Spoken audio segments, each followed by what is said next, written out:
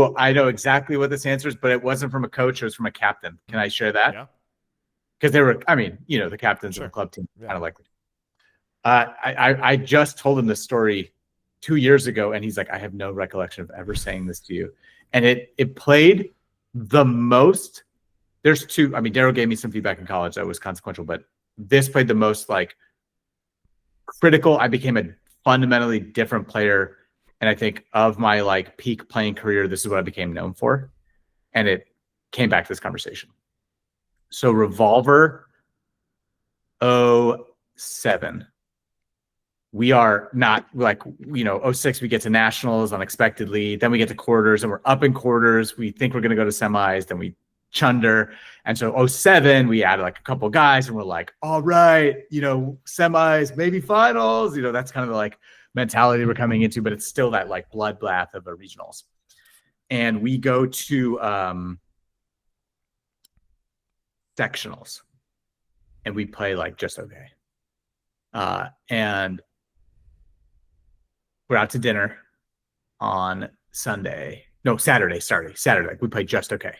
And we're out to dinner and we're like in line at the restaurant. And I'm talking to Chris McManus, who's the captain of Revolver. And he's like, I'm like, what do you think about today? We're chatting. And then he goes, Danny, we have too many turnovers.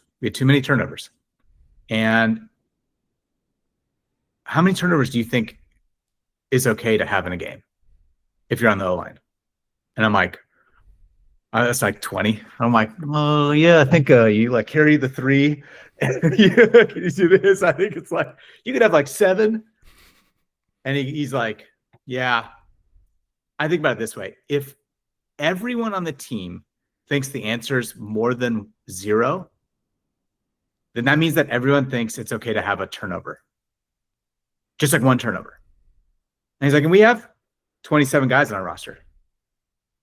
And I think you'd agree that if 27 guys had one turnover each, we would lose our games by a lot, right? And I'm like, yeah, that sounds stupid. Like, that's crazy. And he's like, so until we're on a team where everyone decides that 0 is the answer, we're never going to be successful. And then he looks at me and he's like, so until you decide that, we're definitely not going to be successful. And I was like pretty bad that year. I was pretty bad on Revolver. I thought I was like a rising kind of young kid. I was like bad. And I remember I was like, dude, that's the most accurate feedback I've, not feedback, but like view the sport for offense. And dude, you put me in my place. Like, I do not value the disc over trying to make plays with the disc.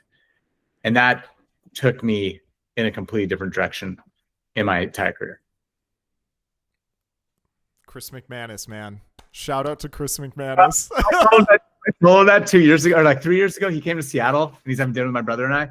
And I'm like, hey, by the way, I just got to give you credit. Like, that was huge. And he's like, I said that? I'm like, yeah, you said that. He's like, I have no recollection at all of any of that. And I'm like, cool. Well, just, I didn't sleep that night because of you. And now I'm a different player because of you. So like, thank you. And he's like, wow, that's crazy. And he's like, wow, isn't it crazy how sometimes coaches or captains give you feedback or something happens in your life and it has this like insanely meaningful quality to you, but to them, it's like, I was just a conversation, And it's true. I do think that's part of being a captain or a leader, which is like, you got to remember that you can have this like incredibly impactful experience with somebody because you're in this position and you may not realize it, but they do.